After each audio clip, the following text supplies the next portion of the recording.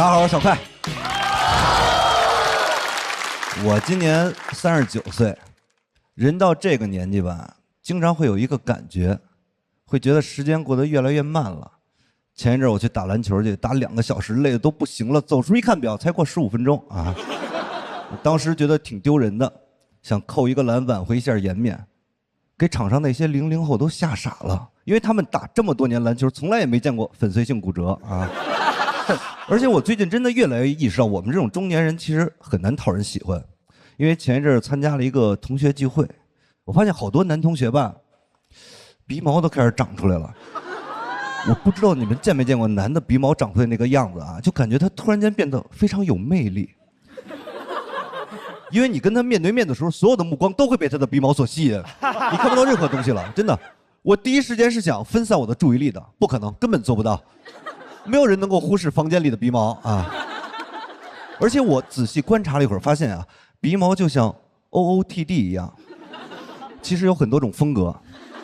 有一个同学的风格呢，就是比较偏异域风情一点，因为呢，他只露出了1根2根，这种风格呢叫路易斯啊。好无聊。还有一种风格吧，就非常的乐观，因为他那个鼻毛吧。他一乐，你就能观看到啊，微笑刺客啊。但是那天最让我觉得震撼的是我们的班长，他的鼻毛看上去吧，非常的有文化，因为你总感觉他鼻孔里边塞了2个沾满了墨的毛笔尖儿。你知道毛笔啊，有猪毫，有狼毫，我头一回见人毫啊，这就是人中豪杰啊。真的，因为当时的场面实在太过震撼了。那天他跟我说了很多话，我一句都没听进去，我一直在那盯着看，看到最后让我忘掉了社交礼仪，情不自禁地问了一句：“我说，你鼻毛怎么这么长啊？”哥们儿回复了我2个字，颠覆了我的人生观呀。他说：“帅吗？”帅吗？朋友们。我可以接受他指着我的鼻子骂说关你毛事，但是帅吗？我真的有点接受不了，这有点挑战人类文明的底线了。我说谁告诉你帅的呀？他说你凭什么定义帅？一句话给我问住了，我当时就感觉自己鼻毛短，见识也短啊。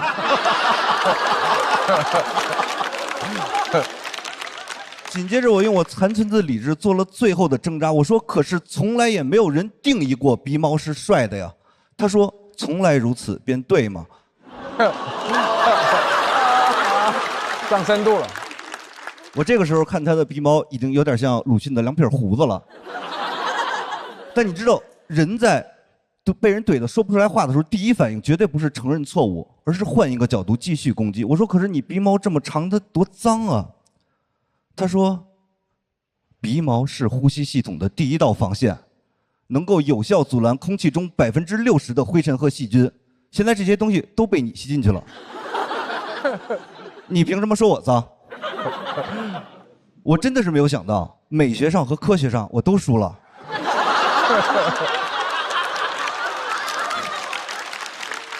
那天晚上我回家反思了很久，觉得自己做的还真的不对，因为鼻毛和睫毛相比，只是出生的地方不一样，理论上来讲，这都算是地域歧视。我都能想象有一天睫毛碰见鼻毛，肯定会一脸嫌弃的说：“哦哟，还是个外地毛啊！”所以我第2天就特意找他去跟他道歉。哎，他把鼻毛给剪了，而且很明显他没有用专业的鼻毛修剪器，他就是拿指甲刀剪的。因为以前他的鼻毛是2个尖儿，现在是2个面儿。我说你要剪你就剪干净，你为什么要留2个面呢？他说你不觉得男的这样看上去有2把刷子吗？你不觉得啊？什么玩意儿啊？我前一阵刚写完这个段子，在开放麦试的时候，有一回下台以后，就有一个男演员跟我说：“你这个鼻毛段子以后别讲了，实在是太恶心了。”我说：“你凭什么定义恶心啊？”后来他就跟我说：“你这个段子会让人感到不适，你就不能讲。”我很不理解这个逻辑啊！为什么感到不适就不能讲？那我小时候一上数学课就感到不适，我也从来没跟老师说过，今天这个三角函数有点令人作呕了啊，给我来一段二人转，换换口味啊，那不可能嘛，对不对？而且他又跟我说，你不要狡辩这些，说今天录制现场所有的女观众听到你说鼻毛2个字的时候就不会给你投票。我说，你凭什么默认女观众的接受程度就不如男观众呢？啊，以小人之心夺姐妹之腹，是吧？他跟我说，就算现场观众接受这个东西，你这个东西放到网上一定会被骂的。然后他就把我这篇稿子发给了 AI， 让他用最阴暗的逻辑去 DeepSeek 一下，给我总结出了几条舆情风险。第一条，书法是非物质文化遗产，说我抹黑了传统文化，可能是个日本人。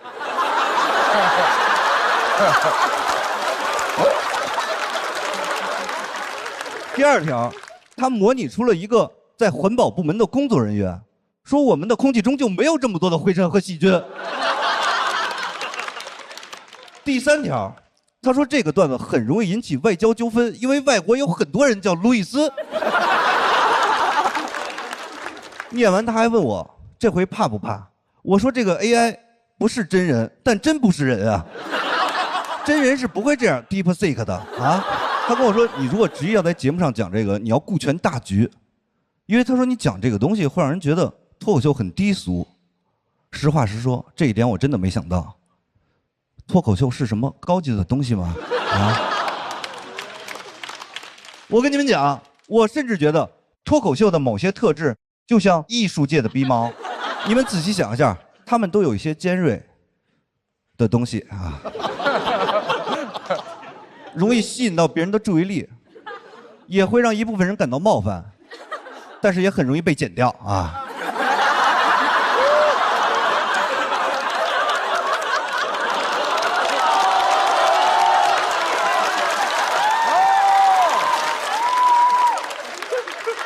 哥们儿听见了说，对，你就等着被快剪吧，到时候你就是脱口秀的鼻毛。我告诉你，你拿这段上节目讲，你肯定会被淘汰的。我不知道你们是怎么想的啊，反正我是准备了一份淘汰感言啊。很遗憾，今天没有晋级啊，但是笑了的观众，你们好，你们的人生从此少了7分钟的恶心，多了7分钟的快乐。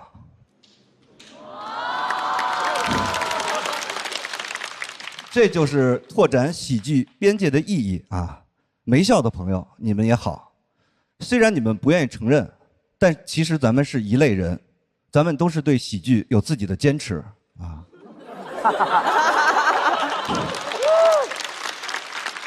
但是结果你们也看到了，有的时候坚持不一定有好结果啊。很多人跟我说，我选择这篇风险非常大的稿子，非常的愚蠢。但是我想问一下大家，就是明知道会失败，但是仍然选择坚持的这种行为，帅吗？帅！好，谢谢大家，我是小快。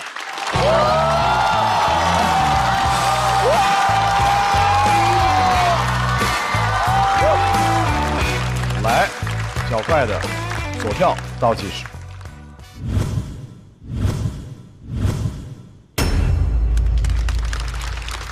为什么在这场要选这个题目？你是鼻毛这事儿想说很久了？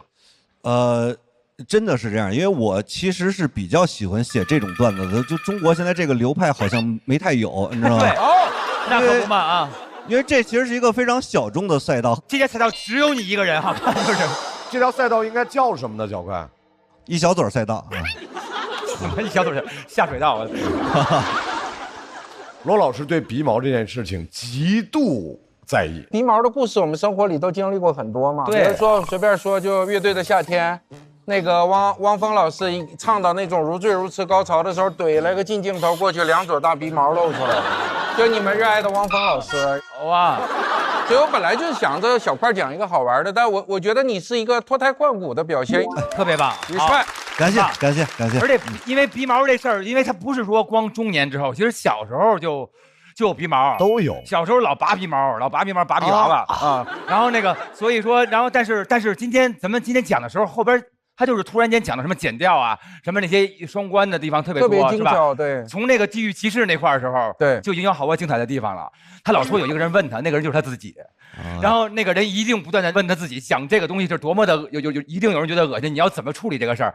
他一直那个人是不是你自己？那个人是很多人，这个是很多人，因为有很多朋友都跟我说讲这个风险很大。其实像是说鼻毛，本质是个思维游戏。其实你可以变得更大胆一点，就是你最后的后半段非常全面，你把每一个可能有的问题都堵住了。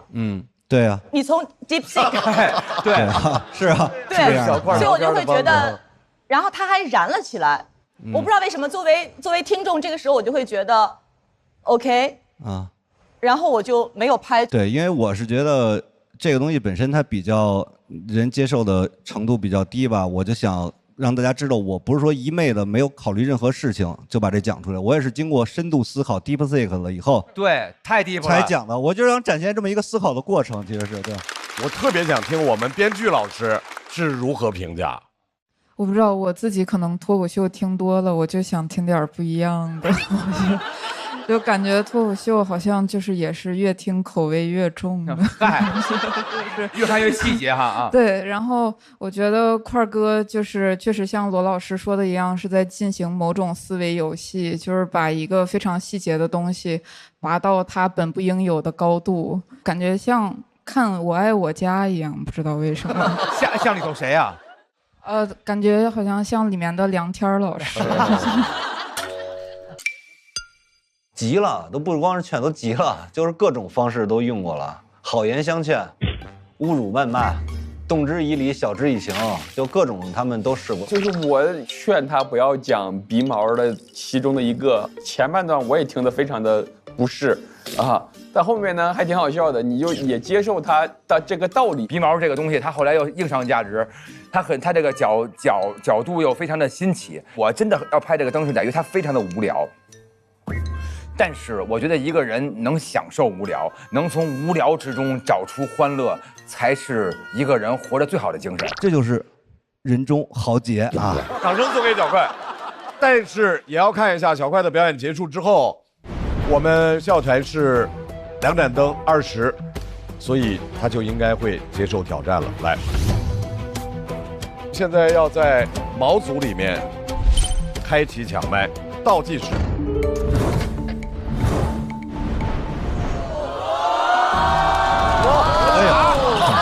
哇，集体战啊！集体战，来吧，块儿。我选韩大狗吧，因为那个韩大狗之前说过，我今年要是拿了节目的冠军的话，他就把他的俱乐部给我，所以那个，所以我觉得可以选他，对，是说过吧？是说过吧？掌声欢迎韩大狗。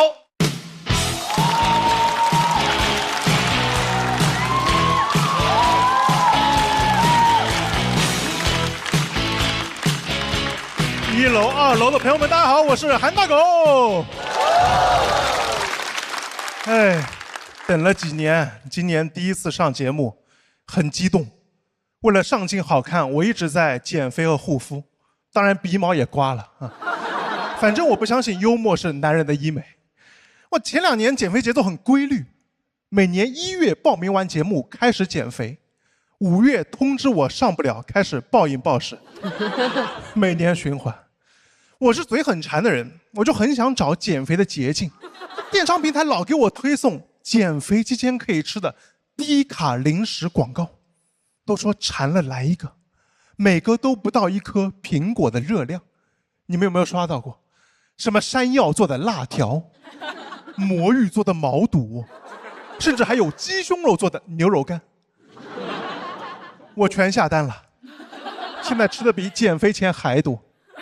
我每天的零食约等于37个苹果，医生不敢远离我。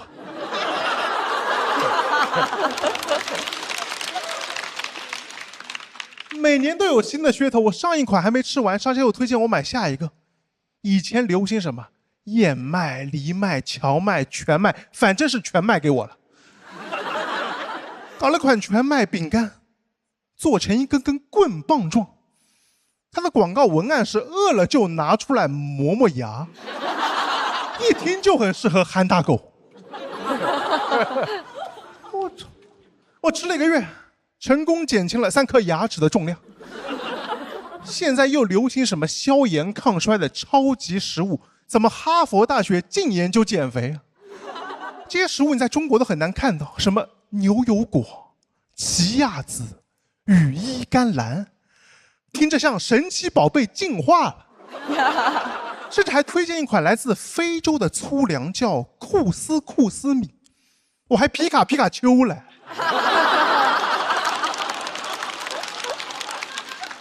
都想到去非洲找食物了。你以为非洲人瘦是吃了这些吗？不是宁可饥荒都不吃这些吗？我也吃过那个羽衣甘蓝，还不便宜，和吃氯化钙一样。后来一查，羽衣甘蓝早期引入中国就是作为观赏盆栽。那我去公园吃，无限量畅吃，直接问园丁哪里长得高了，我去啃2口。商家就喜欢给我们制造伪需求，越想偷懒，买的东西就越多，护肤更折腾，都不让你偷懒。我感觉所谓精致护肤的坑比我脸上都多。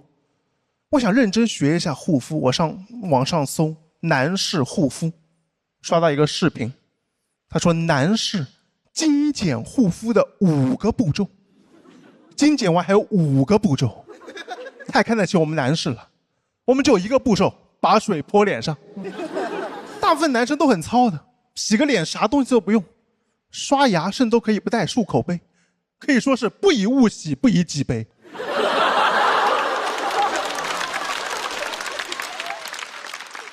那几个护肤步骤对我也很复杂，先洗脸，再用洗脸巾把脸擦干，再往脸上涂爽肤水。我说我都多余把脸擦干。光保湿这个步骤还分出2个产品，乳液和面霜，都不知道有什么区别，跟2个脱口秀节目一样。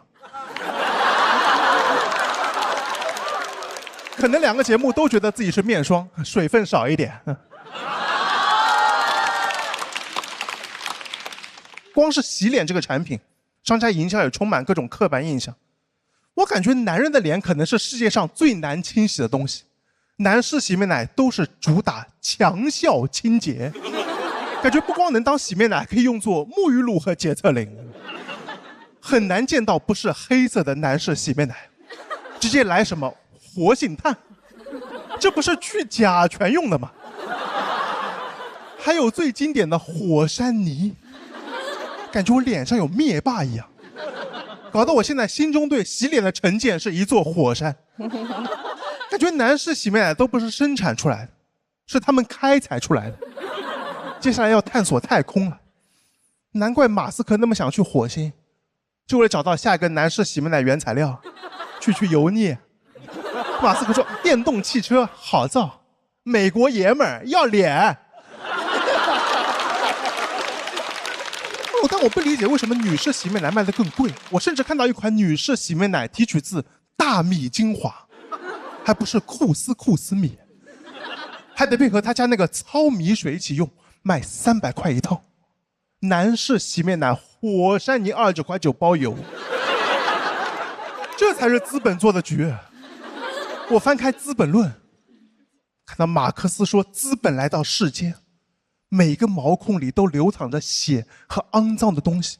资本说对啊，这种情况很容易堵塞毛孔，所以推荐这款深层清洁洗面奶。谢谢大家，我是韩大狗，再见。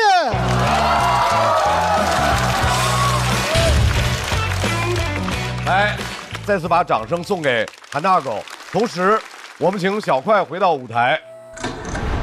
小快和韩大狗的票数是